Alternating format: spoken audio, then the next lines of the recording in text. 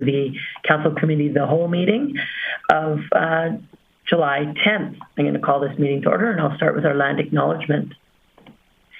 The City respectfully acknowledges the Beaver Cree, Dene, and Métis people as the original caretakers of these lands and surrounding areas. We are grateful to live, learn, work, and play on Treaty 8 territory within Turtle Island, and acknowledge that these lands have been home to diverse and sovereign First Nations and Inuit nations since time immemorial. First, we're going item of correspondence today is correspondence. First items on the agenda today are correspondence. You'll see 2 items of correspondence in your package today. Not really a lot of explanation that's required. However, I wanted to share these with Council. As you can see in the package, the first one is from Minister McIver in regards to the LGFF fiscal framework capital funding formula. If you recall, we had sent a letter recently in May to the Minister talking about our concerns in regards to Aquaterra. And this piece was supported by our shareholders, the county, as well as Sexsmith. There is an explanation there that the municipally controlled corporations operate and manage infrastructure in a different way than municipalities. So this poses a challenge for including them in the formula. It is my understanding that internally we still plan to follow up with the department in regards to this calculation, as it was a fairly significant amount of money for all of the shareholders within Aquaterra. But the letter is there for your information, and I'd be happy to take questions from anybody in Council if there was any. And just for the technical perspective, I can't see the picture of the chambers. Councillor Dillon has got his hand up. Perfect. Councillor Bressie. Great. Thank you. Thank you, Mayor Clayton. I would love us to have some conversations with the administration about are there options, whether it requires amending the USA and how assets are calculated. But I don't believe that there's no way that we can't get these into our financial information return somehow. If we've got a real will to do that, I'd love to have conversations about are there different accounting practices we can take. I think it's unfortunate that the ministry's taken this, what I don't consider a sensible approach, and is going to force us to play those kind of accounting games. But I think when this much money's on the table, we should be looking at are there different ways to structure ownership or structure our books. And I'd like to have those conversations with the council. Is that something that I should be making a motion about, or we can leave and they'll be coming to us eventually? Yeah, and I'll refer that to Mr. Burke. I know that internally between myself and Mr. Tarrant, we had conversations about what the next steps could be. I think that we can leave it to come back. But Mr. Burke, if you'd like something more formalized, let me know in regards to your thoughts there. No, let us give an update at the next CCW. I'd like to have some further discussions with Mr. Tarrant and see what work we can do in advance of that. But we will include it as part of the update at the next one, where we're at and what the next step should be. Great. Definitely happy to make a motion to receive information if you need that, Mayor Clayton. Sure, let's do that. And unless there's any of your colleagues have questions as well. I see Councillor Bosch. Councillor Bosch. Thank you, Mayor. I guess my only question with that would be is to look into if we're a for-profit shareholder, will that impact us negatively looking at this shareholder or at this agreement with the province? Will they take that profit against us, and then that value would be considerably less, or would they not include that we get a profit from Aquaterra? It's actually quite the opposite. It has no impact in regards to our shareholder arrangement with Aquaterra. This is really the government's interpretation of the asset and different than other municipalities. So I suggest for now let's have Mr. Burke and Mr. Tarrant come back with some additional information and context. But I think that for now, it actually, if it was to be calculated differently, no impact to our dividends, and really it's just recognizing the infrastructure differently than other municipalities. Anyone else with a question? No other questions, Mayor Clayton. Perfect. Thank you for that. So I see if Councillor Bressley moved that committee received the correspondence for information. I'll give, there we go, and I'll call the question on that. Councillor Thiessen in favour.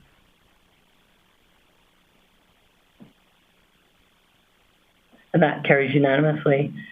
Moving on to the next item of correspondence in your package today is in regards to an Alberta Transportation and Economic Corridor correspondence.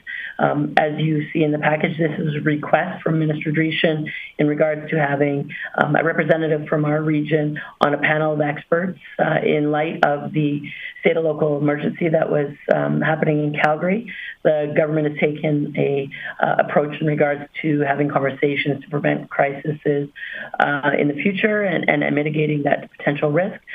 This letter is for your information. Mr. Burke has reached out to Aquaterra. They were quite obliged to provide a representative to this group of municipalities, and it's more there for your information. However, I'm happy to take any questions. Doesn't appear to be any questions, Mayor Clayton. Thanks so much. So, I appreciate the Councillor Thiessen. Thanks. Yeah, I'd move that we receive this correspondence letter for information. So once the scribe has that in place, there we go. I'll call the question on Councillor Bressy's motion that committee receive this correspondence for information. Please vote. Councillor Thiessen in favour. And that carries unanimously. Under reports on today's agenda, an advocacy priority update, and I will turn that over to Mr. Tarrant, who I'm assuming is in the chambers.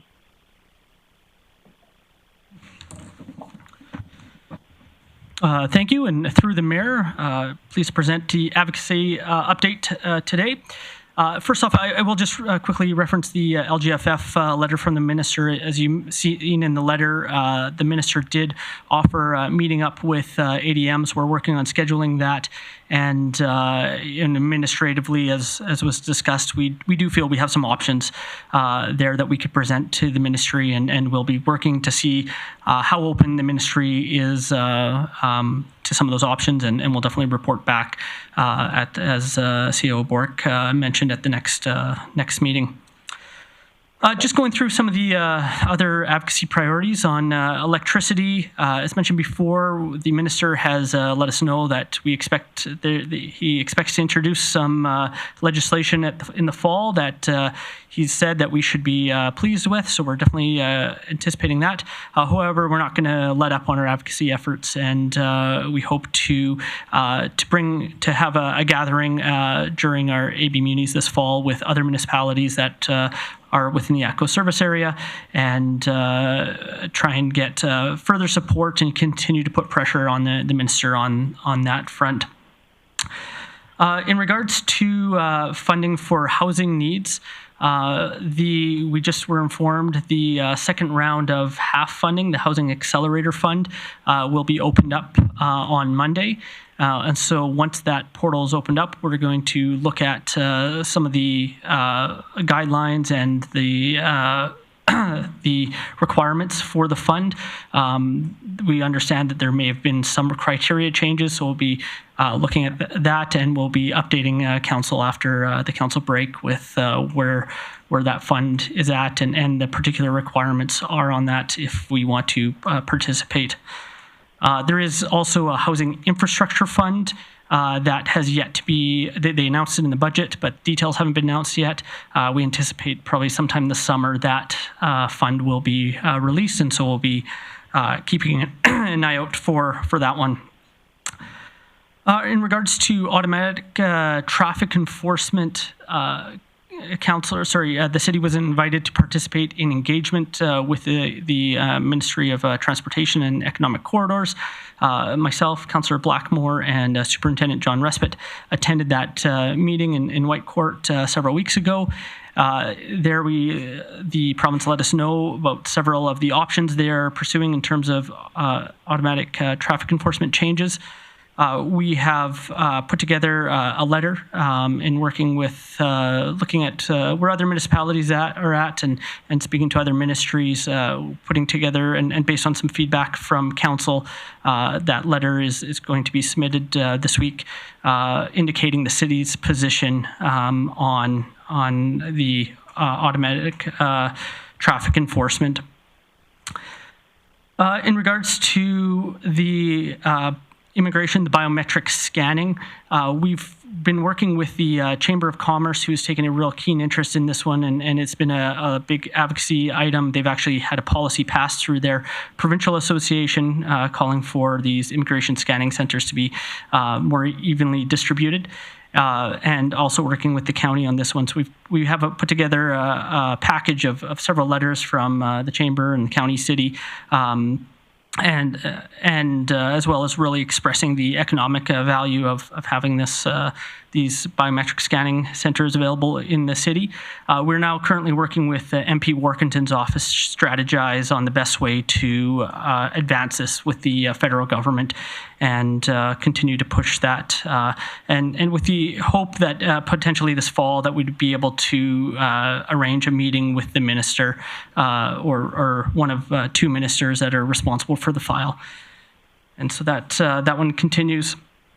On the rail advocacy, it mentioned the last update that the Community Rail Advocacy Alliance, CRAW, had been working with the federal government to try and set up a time with the federal transport minister.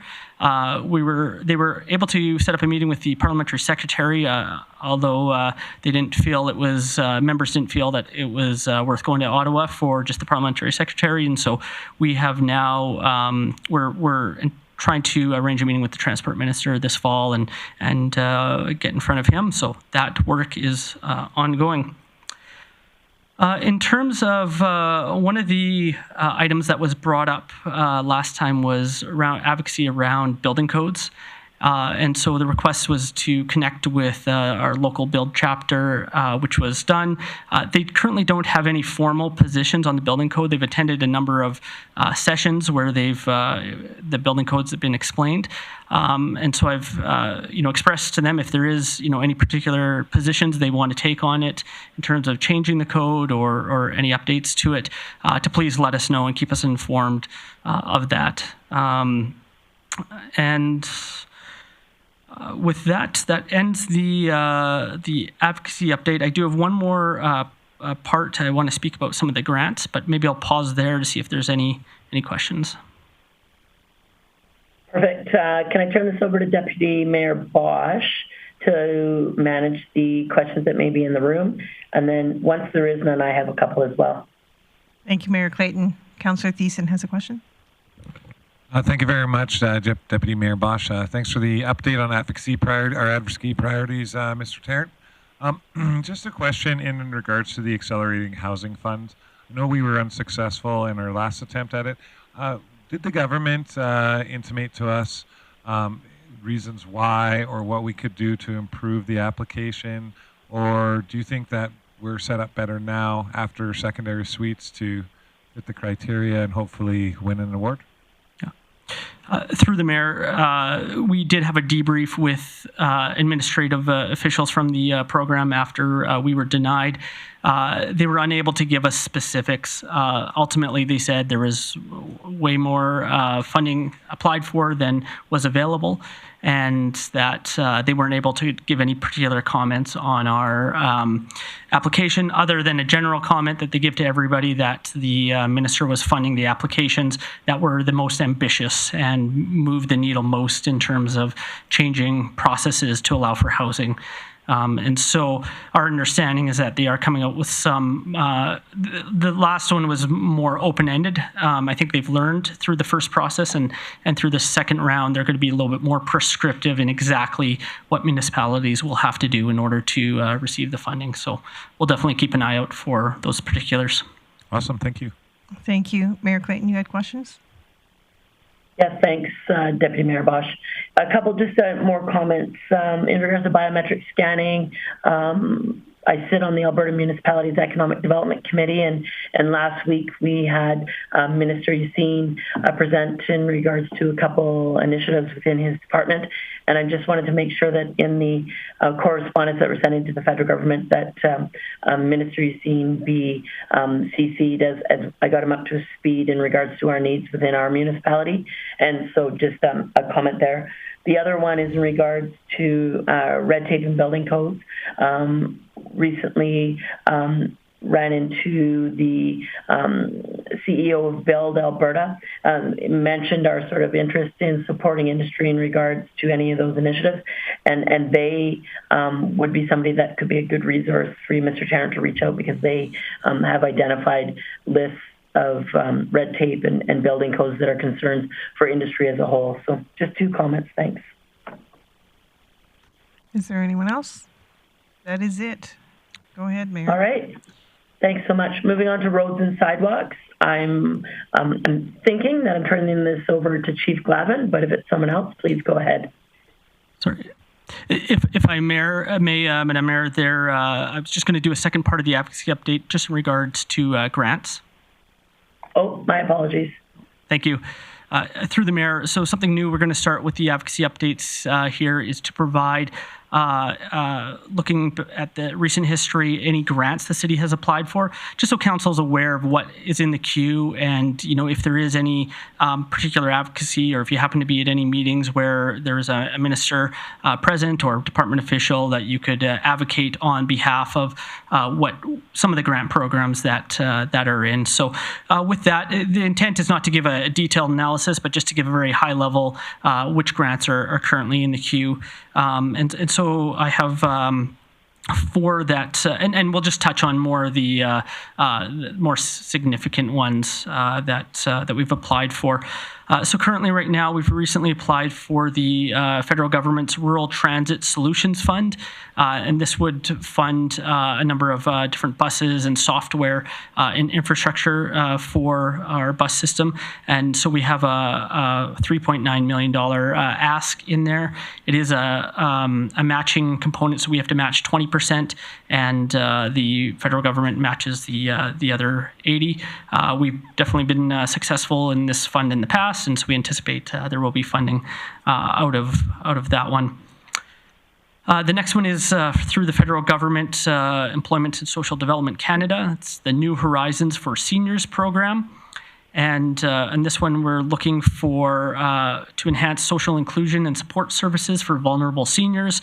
What's included is hiring a seniors connections coordinator, completing a research and needs assessment, and developing senior-centered planning and seniors engagement services. So on that one, it's a $5 million request over 5 years, so $1 million a year over 5 years. And we anticipate a funding decision by the Q4 of this year. The next one is the Immigration, Refugees and Citizenship Canada. There is the Settlement Program and Resettlement Assistance Program. So this is through the Immigration Partnership, looking at hiring Immigration Partnership Supervisor and Coordinator, as well as providing funds for community-based research to assess some of the needs and gaps with the immigrant community. And that one, it's a $2.3 million request over 5 years, and expected by the end of the year to have knowledge on that. The final one I'll talk about today is the provincial government, through Jobs, Economy and Trade. It's the Supporting Psychological Health in First Responders. and working with GP, our fire department. And the program would, if the funds are received, it's to hire a clinical director to develop a peer support program, and also hire a behavioral health specialist to conduct annual mental health evaluations. And the requested amount is about $110,000 per year. With that, those are some of the recent ones. And as I said, each advocacy update, we will update on some of the successes of the grants, as well as any new grants that have been applied for. Thanks for that, Mr. Tarrenton. I appreciate that addition. I think my thought in conversation with Mr. Burke was that it's valuable information for council to know grants that we're applying for, as Mr. Tarrant mentioned, and in particular, many of you run into ministers in different departments on a regular basis. So just having that knowledge, I think, is important for council. So I appreciate that update and look forward to hearing more on those. If there's nothing else, I will move to the next item under reports, which is item 4.2, roads and sidewalks, and Chief Glavin. Thank you, Mayor Clayton. Might have been a miscommunication on the agenda. We're only dealing with pedestrian networks today, so we won't be covering off any roads. Today's presentation is the result of a request from Council around the management of our pedestrian pathways, as well as our concrete installation process. And with that, I'm going to turn it over to Ms. Donnelly. Perfect. Thank you. Thank you. And through the chair, I'm here. Actually, I do have a presentation, so let me just plug this.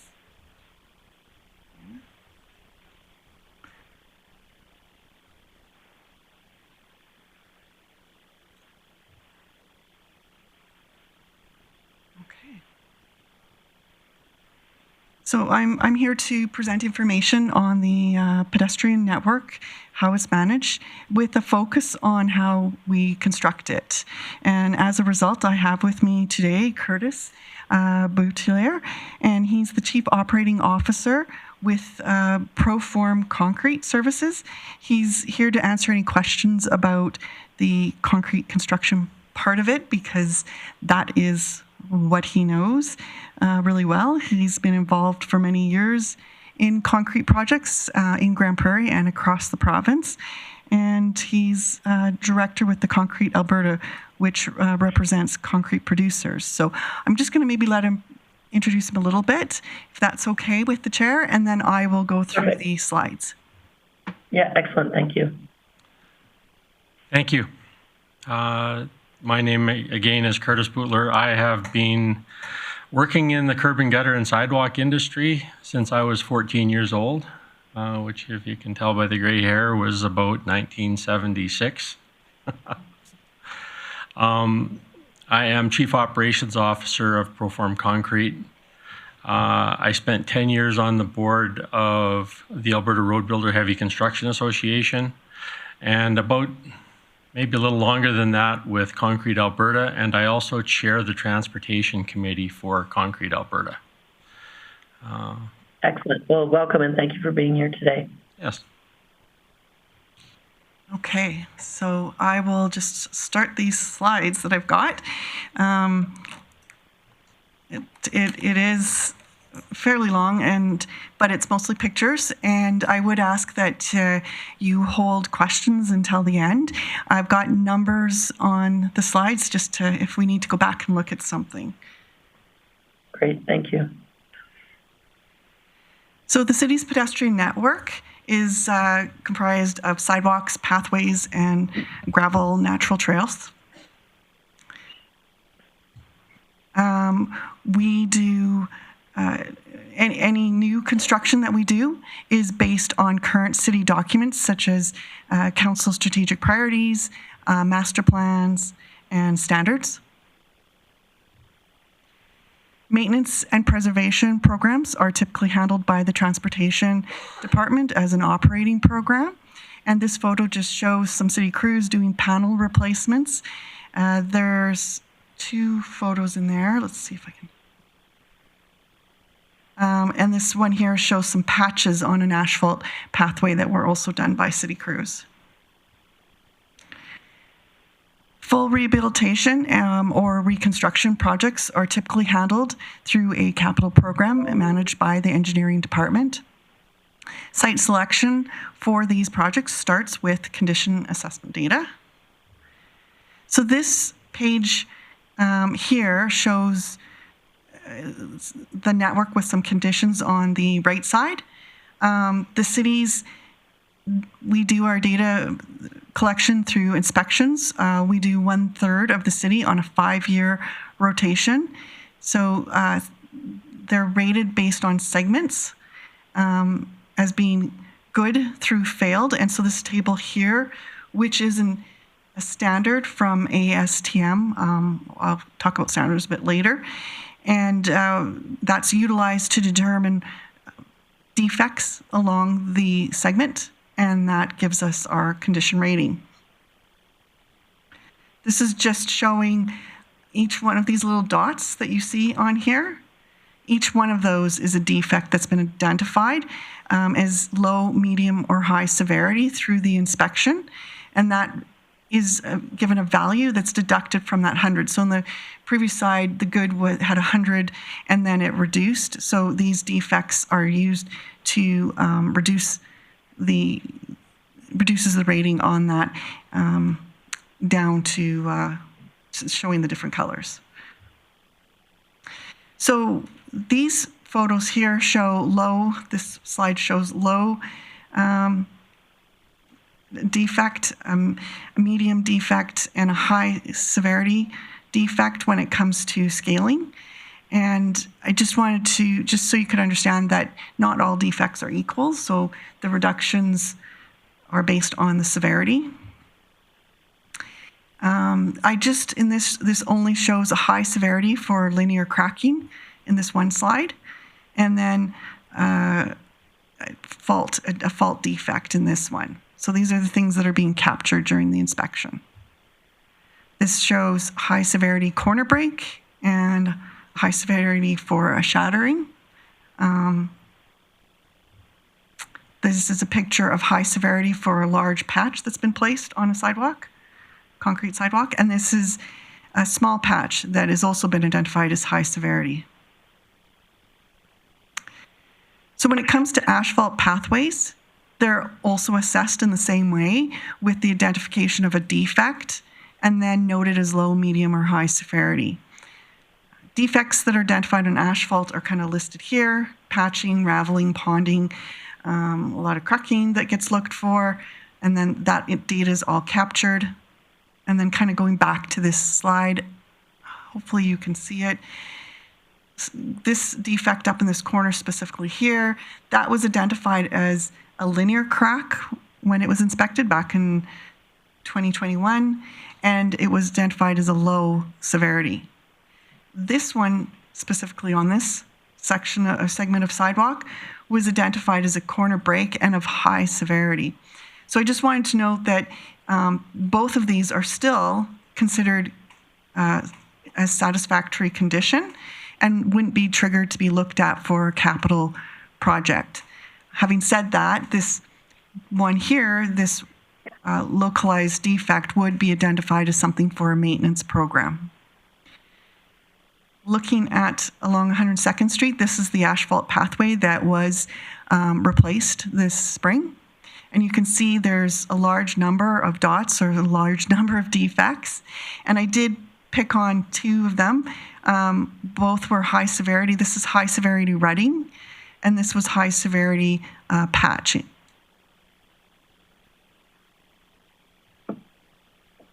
So condition assessment data that I've just been talking about is just really the first step in figuring out what to consider for a capital project in the pedestrian network. There's a field verification that needs to occur.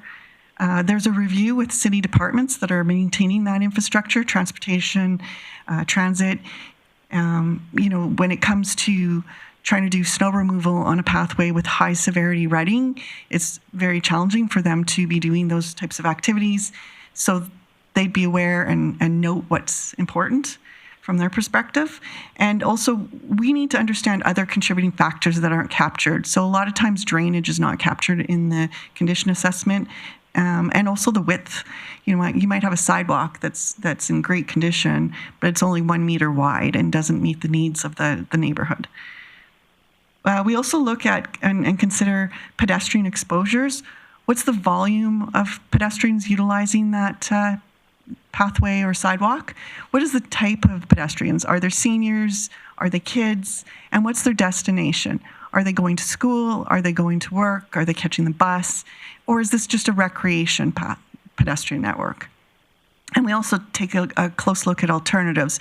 If there's a sidewalk on the other side of the road, all of these factors are considered when putting together a capital program and including our budget.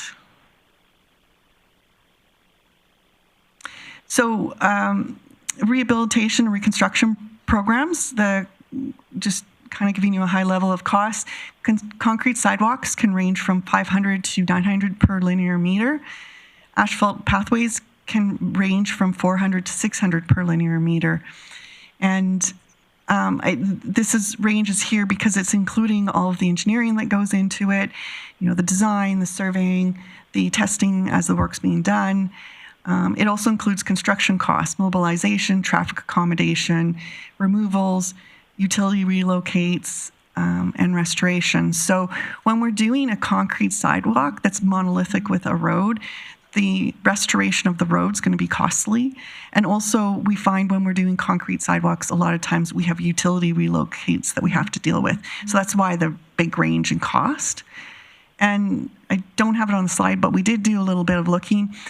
These are the costs that we find for reconstruction when we're looking at a full block. Because that's capital programs are typically only they're a full block because of the grants involved. And so when we look at our costs in capital, if we do spot replacements, we are seeing an increase in these costs for the sites of 25 to 30% increase by doing a spot versus doing the whole block. So there's a lot to consider when trying to determine what to put in the capital project. So the network has been constructed over the years, and so therefore it reflects different design practices. And when we're doing a reconstruction project, where possible, the network is brought up to current standards. The city standards are based on practices and standards published and recognized organizations such as TAC, Transportation Association of Canada, and safety codes. Those are groups that are referenced within our standards. And that's to ensure that we are that we're kind of aligning with the practices.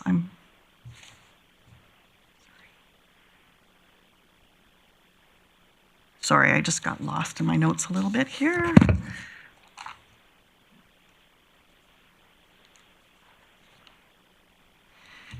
I did want to note, and it's kind of italic on the slide, that we are always looking to challenge our consultants and our staff to seek new and better solutions when we're trying to achieve the outcomes that we're working on.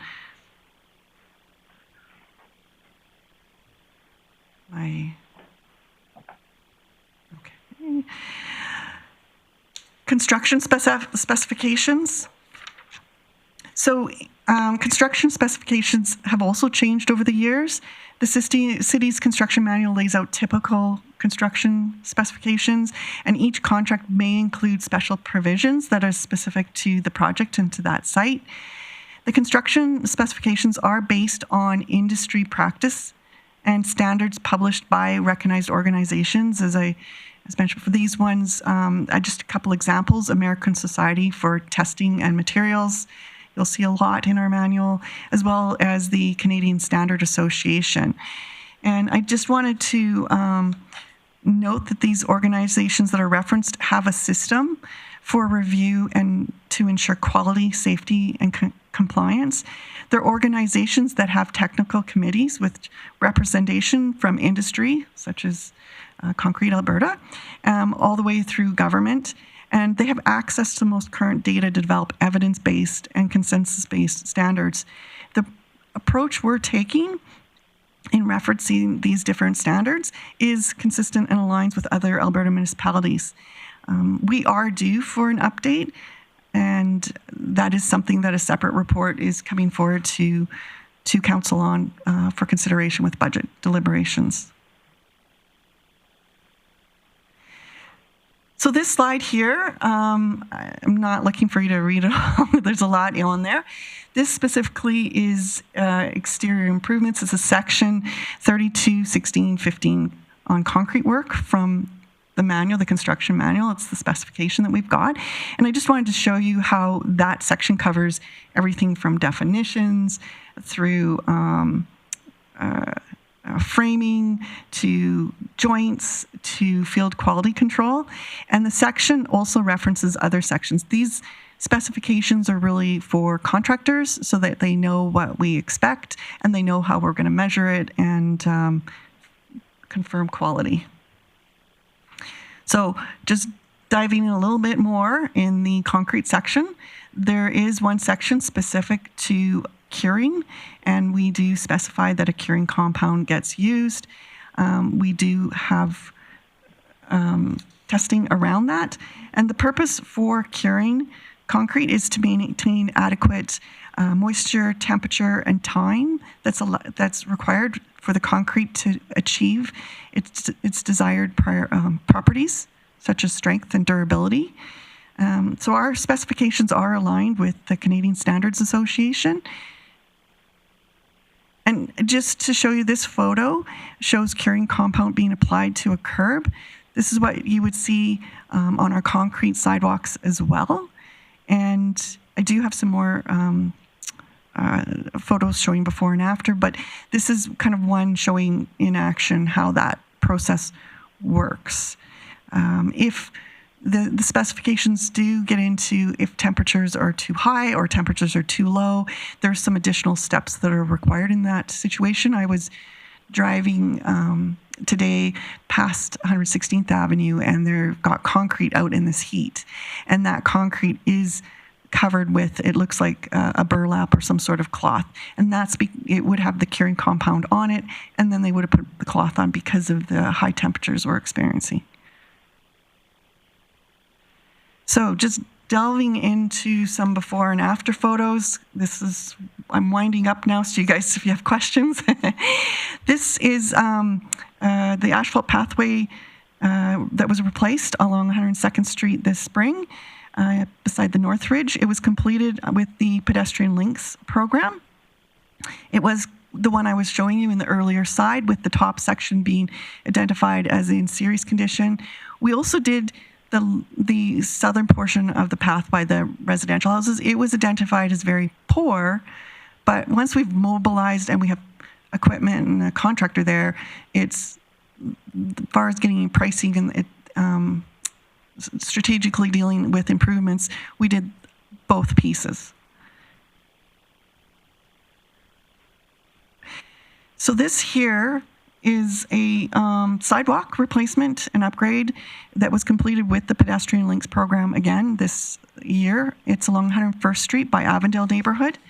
And you can see how narrow, and it looks like it was even asphalt in portions of it. There's a vertical curb at a crosswalk.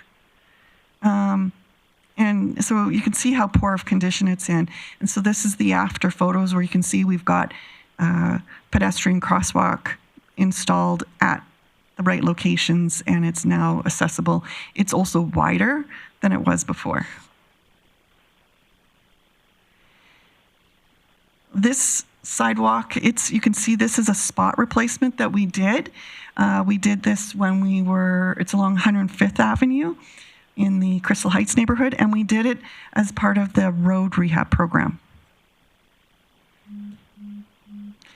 This one shows, again, a sidewalk that was replaced. It was done along 110th Avenue in the Hillside neighborhood. It was done with a road rehab program as well. It also included a concrete swale because there was some drainage issues occurring there. And this one here is a sidewalk replacement that occurred. This was on 104th along Ivy Lake, so it's a little bit older, but there was a number of things that were done here. the sidewalks were only on one side. They were different widths. They're badly cracked, and we addressed all of those issues with sidewalks on both sides, widening. There was a number of things that were done to deal with that. And this just winds up my presentation. This is a photo of two city staff borrowing a motorized wheelchair, and we're checking out a rolled curb cross section. It is important to us that when we do put in new infrastructure, that it works for the pedestrians and people that are utilizing it. Some of our old curbs don't, but this is a photo of the new one. So that winds up my presentation, and I suspect you have some questions. Perfect. Well, thank you for your presentation. And I'll turn it over to Deputy Mayor Bosch to lead the questions in the room. And when appropriate, Councillor Bosch, I have a question as well. Thank you, Mayor Clayton. Shocking whose hands came up in this room. But first we'll go to Councillor Burke.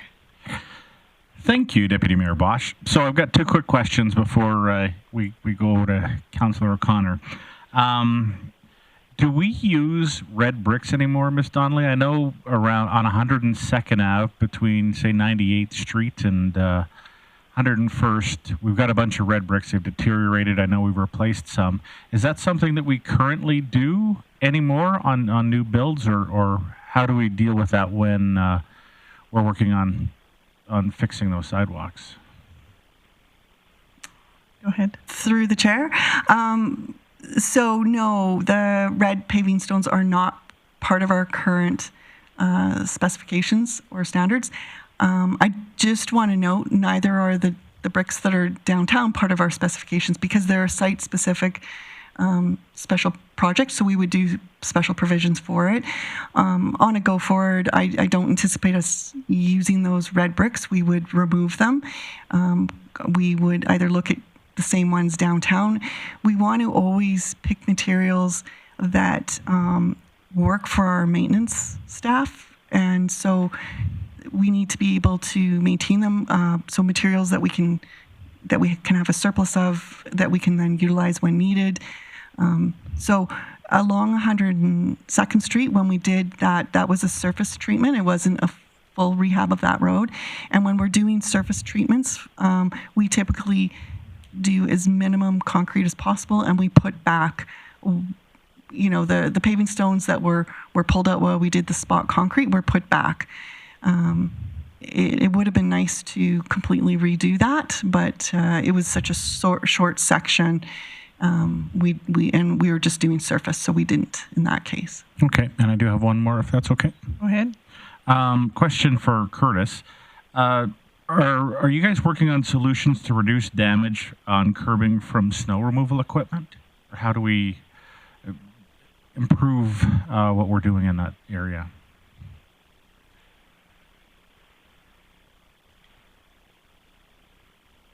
Snow removal is going to damage curbs. The more you can go to low profile or rolled curb, you will mitigate a lot. Now I've got my own perspective on this. It is not shared by my colleagues at Concrete Alberta. I believe that concrete strengths have been driven up over the years, and it makes the concrete more brittle. When the concrete's more brittle, the plows damage it and break it easier. Back in the days where we had 25 and 27.5 concrete, we didn't have those issues. Now everything is 32 megapascal plus, and I find the concrete is more brittle.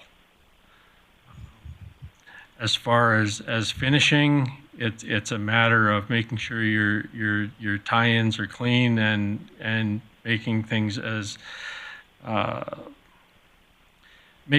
that so plows can't catch them. So you don't it can be done in designing, and it can be done in the finishing side. Transitions between standard and rolled curb are notorious. and can be a challenge. If they're done right, there's generally not an issue. Okay, thanks. Thank you, Councillor Berg. I'm going to pop in on your two questions. Just on the red bricks on, let's say, 97th Ave and such, there is monitoring done, though, on these sidewalks, correct? Like, the city does monitor them? Because I know they're not in this program or in this graph or imagery that you showed, but I would suspect that city staff are monitoring the quality and care of those sidewalks. Yes, they are. Okay, I just want that publicly said because it wasn't earlier. And then, Mr. Butler, on this other question that Councillor Berg asked you, can you refinish those, or do you have to replace the curbs that get damaged? So depending on there are procedures to, I mean, you can basically grind things if it's just gouged, but once it actually breaks, it's generally a replacement. Okay, thank you. Councillor O'Connor. Thank you very much, Chair Bosch. My questions are for Curtis. I'm just curious about the lack of date stamps, and all the concrete that I've seen done by Proform always date their date that they pour the concrete, and they even put their name on it. I have not seen any evidence of that in the last little while, so I'm curious, is that a normal standard? Mr. Blue? Generally it is. I mean, every one of our crews has name and date stamps. We've changed from Proform to PCS, Proform Concrete Services, and the year. But we are in town right now, and I'm going to be meeting with my foreman, so I will make sure that he has been diligent in doing that. But yeah, it is our standard to stamp basically the beginning of each block. Yeah, and I think that's important because my questions relate on how we keep track of the year that a sidewalk is poured, when it's next inspected. So what's the life expectancy of a sidewalk? Because I'll just, what do you call it? Anyway, I would like to know if the work is going to last. So how long should it last? A concrete sidewalk or curb should last a minimum of 50 years. Now I'll speak a little bit to that because up until the late 90s, early 2000s, generally curb and gutter and sidewalk was placed on whatever the local dirt. Here in Grande Prairie, it's generally clay.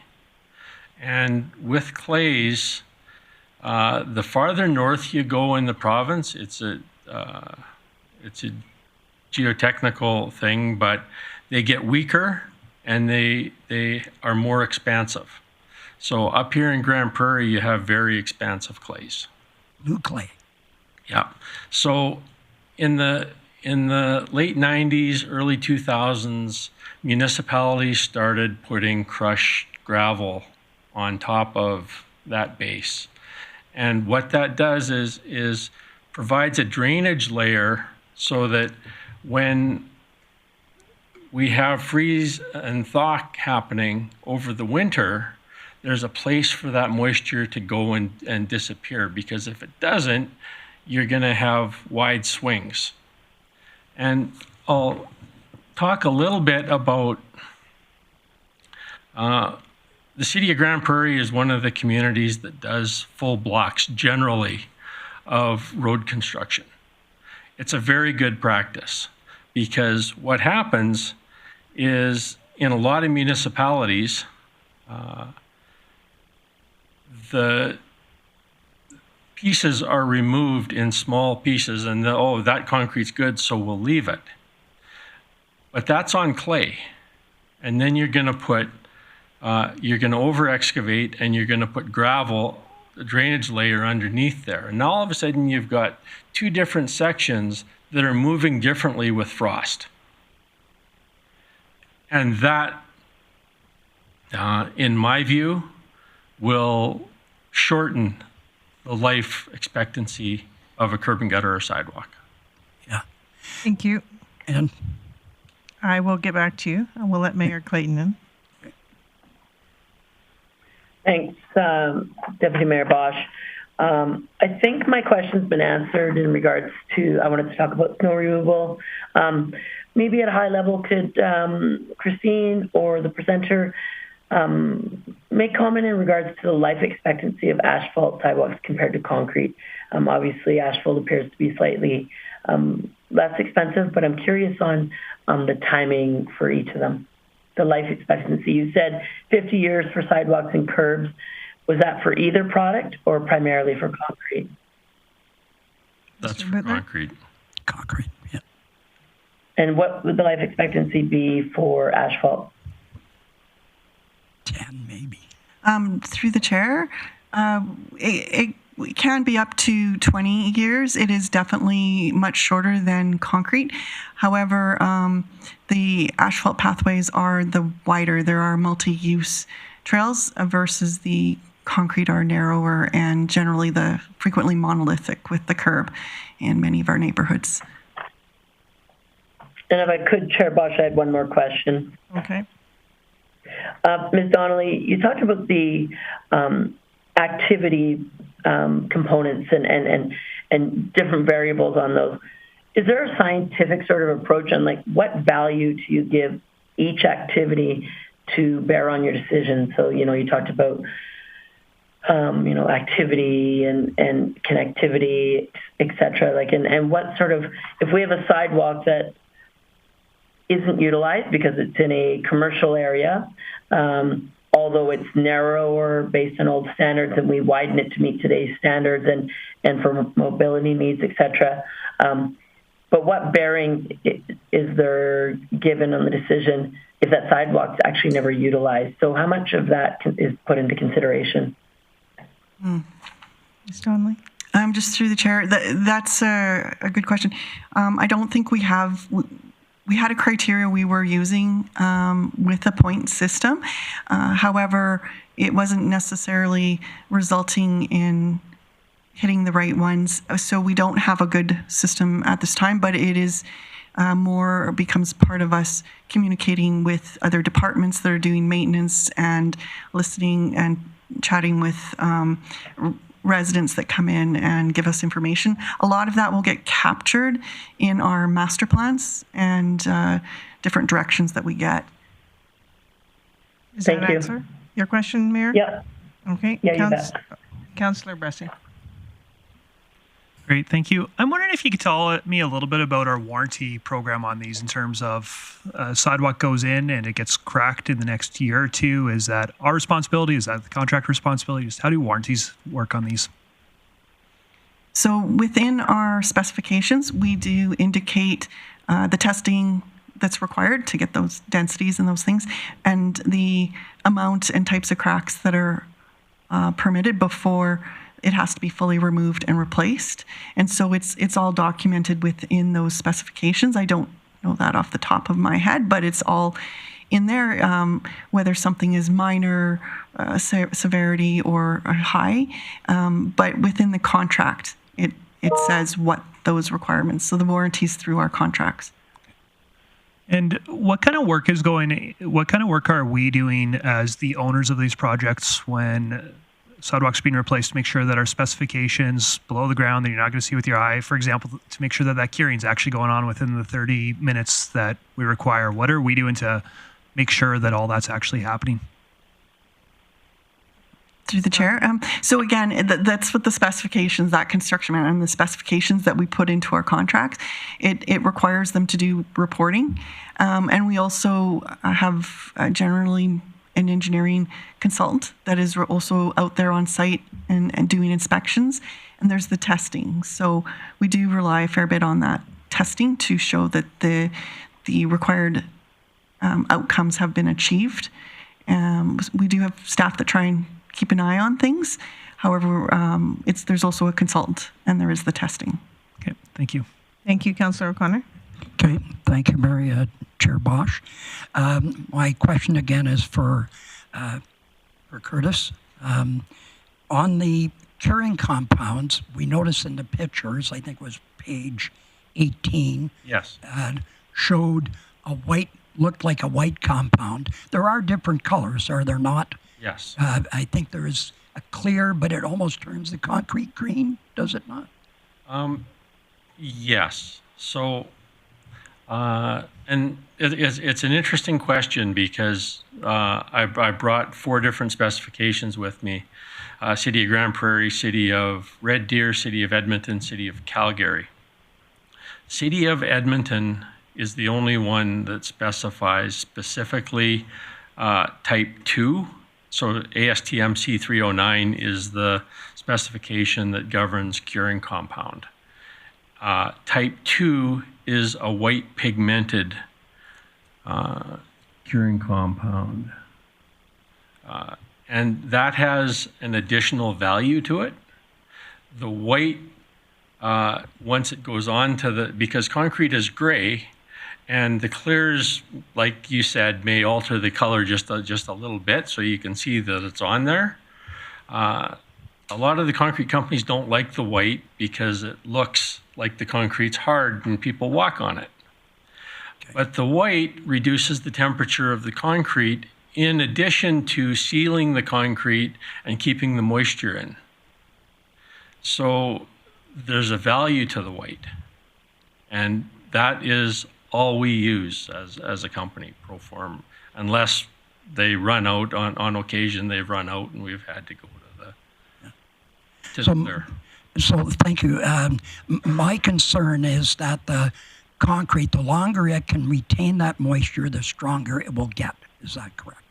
Now, you mentioned the brittleness of, they've upped the MPA to 32 or whatever number. Are you recommending that it should be down at the 27 to 27.5 to give it that extra flexibility? You'd have a hard time in the engineering community getting that across, but it's my belief. Okay. And it's based on doing warranty work for municipalities across Western Canada, because Proform is based in Red Deer, but we do airport concrete pavement. We've done probably 4 or 5 airport concrete pavement jobs at Grande Prairie. We do a lot of that kind of work. And in my view, get the curing compound on fast, and use the good stuff. Yeah, and just a supplemental. Okay, go ahead. Okay, now in September we tend to seem to, because we're in Grande Prairie, tend to want to do remediation in September and October, and temperature. The outside temperature has a huge factor on how quickly that concrete can cure. And so I'm just curious, when you get down, what is your process at Proform to ensure that the concrete gets properly cured? Because time, usually 28 days, is the curing time for concrete. When it's 4 or less in temperature, 4 degrees, how much of an effect does that have on the curing time of the concrete? Very good question. So,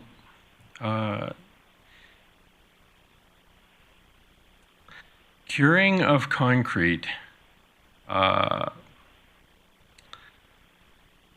lost my train of thought.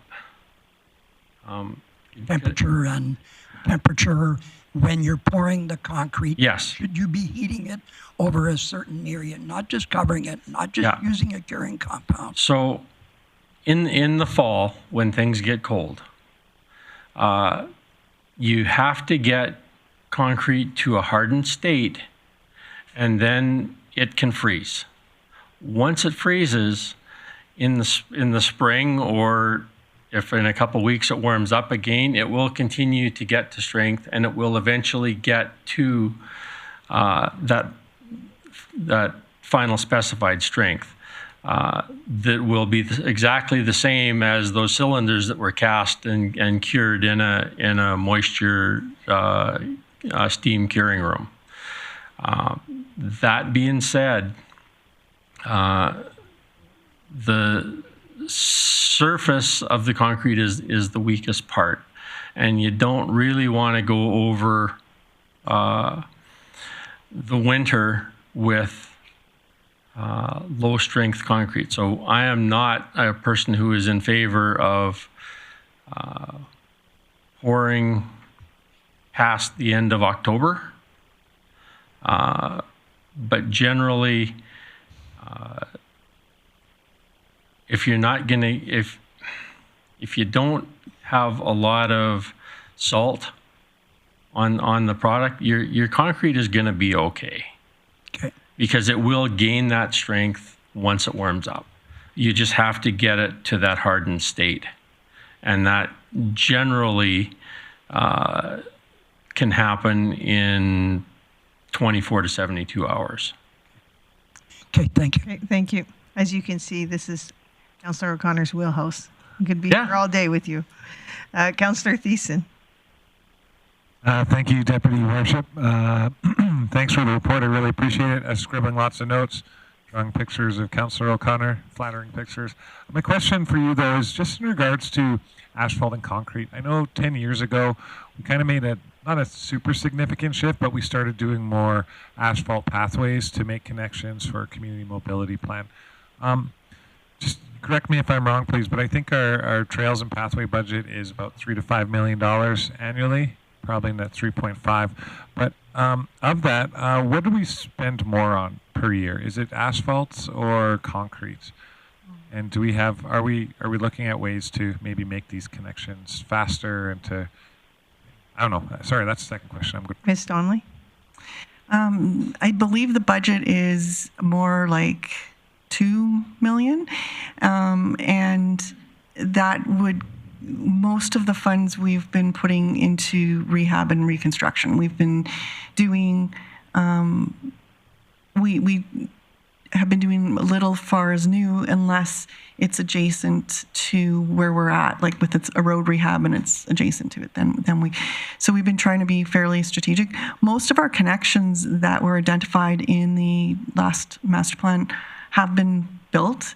They exist and there's alternatives. So we haven't seen a lot of pressures around that. Far as where we're spending more money, it really does vary because we were doing rehab. But I can say because the pathways don't last as long, that is the one area that we probably would go back to. Their asphalt pathways are something that our internal transportation department has some capacity to work on, and they're much easier to get done. So they might have to get addressed more frequently, but it does cost less and there's more flexibility for getting them done. So I would say that when it comes to the pedestrian links, it is more on the asphalt. Although I do know last year we did more concrete, so it varies. Yeah, I would imagine based off of where we're doing the pathway or sidewalk, like if we're abutting, let's say, Resources Road, you're going to want a straight, hard curb rather than a ramped curb and all those other standards. So, no, thanks for answering the question. I appreciate it. Thank you. Councillor O'Toole. Yes, I guess I'll ask my question regarding concrete. How long before you put weight on the concrete after it's poured? Like a driveway entrance or something that's going to have heavy loads? Mr. Bootler? Generally, 5 to 7 days, you're going to have about 70% strength. To give an example, when we do airport concrete paving, we've got a great big paver that comes in. It does every second run, and then once we're done, we won't go back and do the in-betweens because that big heavy 30 to 40,000 pound machine has to go on top of the concrete that was just poured. So generally we take lots and lots of cylinders and we break them every day, and once we hit that 70% mark, we're good to put that big heavy machine on top of that thing and pave. So fair enough. Very good question. Thank you. I just got a follow-up. They did some work up on the south side last year in my son's neighborhood, and everybody was mad because they couldn't get into their driveways. But, they're getting a new sidewalk and their driveway aprons, and so there were some people crossing and doing that sort of stuff. So theirs had a tendency to crack because they were there the next day. And I yelled at my son, "You don't go in there. I'll hurt you." And his is good. 5 to 7 days. Okay, I think that is it for the questions, Mayor. Perfect. Thanks so much, Deputy Mayor Bosch. Thanks, Christine. Thank you for the presentation and the information today. Seeing no further questions, I'm going to move on to item 4.3, which is red tape and building codes, and I'll turn it over to CAO Bork. Thank you, Mayor Clayton. I'm going to suggest to... my phone number. Maybe I've got a card here. I'm going to suggest to Council Committee of the Whole that we defer this item. The Mayor and I did have a discussion with Build Alberta this past few days, and I think there's some more additional information I'd like to bring to Council before we have this more fulsome discussion. So, recommend deferring item 4.3 from today's agenda. Perfect. Thank you for that. Moving on to item 4.4, committee structure, the alternate standing committee structure. I will turn this over to Chief McEachran.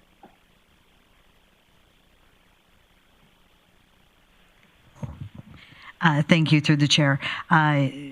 So this is an item that we had originally brought forward in, I believe it was January, and bringing it back for consideration. Council wanted to take a look at council or at committee structure and have further conversation at this time as to how it is operating and any recommendations going forward.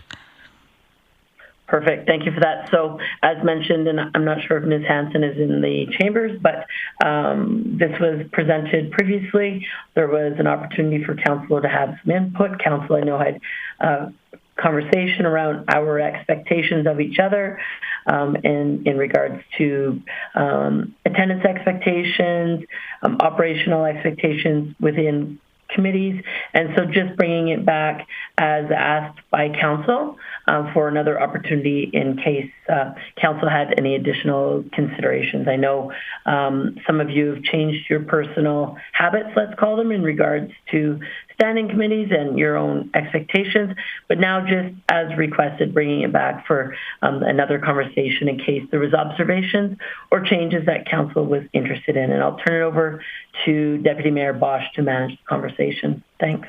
Thank you, Mayor Clayton. I have Councillor Blackmore. Thank you. I don't really have a question. I guess I do have a question of administration. I don't mind either process, but I think it's important to pick one and follow the rule instead of kind of moving back and forth, which is what we've kind of been doing historically on this council. When I read the report, I got the distinct feeling that administration would like us to move to Council Committee of the Whole format. So I would ask CAO Burke, I know you don't like to tell us how to manage council business, but it would be helpful to me if you would indicate one way or the other as your preference. CAO Burke. Thank you, Chair Bosch. This was just the previous report. We didn't update report. We just wanted to have it for background information. This isn't something that I do have a strong preference on. I'd say for administratively, it's a little bit less effort for us to have a council committee of the wholes and in managing those agendas, particularly when items are discussed at committee. I'd say the bulk of the significant items are deferred to council, which is appropriate for council to weigh in, but it's sometimes adding an extra step and time in some of those discussions. But administration can work with either model, and we would just, as you said, we should just pick one and stick with it for the time being. So, Mayor Clayton, how did you want to proceed with this? Did you have a... So it was just as discussed last time. It was asked that it would be brought back. So it's being brought back. If there's no significant changes and anybody has expectations, then we would leave status quo and it would not come back for consideration again this term. If council wants to have a different structure based on what they were using right now isn't working, or council sees other opportunities, then let's have that conversation. But otherwise, it would be to receive this report for information, and we would move on. I do have one question. I'll just jump in here. I guess my question is, have we given this new process of how we handle our committee meetings a long enough time period? So we ourselves have been a little bit better and more diligent on the rules and procedures of committee. I guess the question is council happy with these changes and how things are progressing, or do you want to see something else move forward? Councillor Thiessen. If you don't have anybody in the queue, oh, sorry, go ahead. Thank you, Deputy Mayor Bosch. Yeah, my opinion on the matter is, well, kind of neutral, however we pick it, but similar to Councillor Blackmore, we got to pick something. I'm leaning towards, we're getting close to the end of this term. We're just getting ready to go into a council break. We're going to reshuffle the deck probably in October. And then it's a year and we're running an election again, or walking away from the table, however that might be. So I'm okay with leaving it right now. It seems like a lot of changes back and forth. We kind of did the CCW over the first half of this term unofficially through our committee structures, and then we chose to just be mindful of the committee structure, and here we are today. So I'm okay with leaving it because it's only a year more to go with this process, so I don't know why we changed it right now. Anybody else with questions? No? Councillor O'Toole would like to take care of business. Yeah, go ahead, Councillor O'Toole. If there's no one else on the queue, I would like to move this, that we receive this report for information. So that motion is in order. Opportunity for discussion or debate. And no. Seeing none, I'll call the question. Thanks.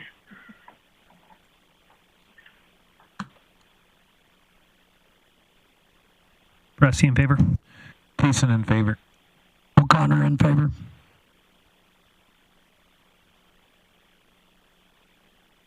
And that carries unanimously. Well, thank you for that. Now we're going to move into our in-camera session. Could I get Councillor O'Connor to make a motion, please? Thank you, Mayor Clayton. I'd like to move that we go in camera. That motion is in order, so I'll call the question. Please vote.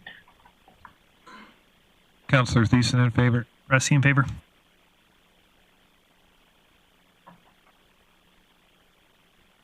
And that carries unanimously. We'll give ourselves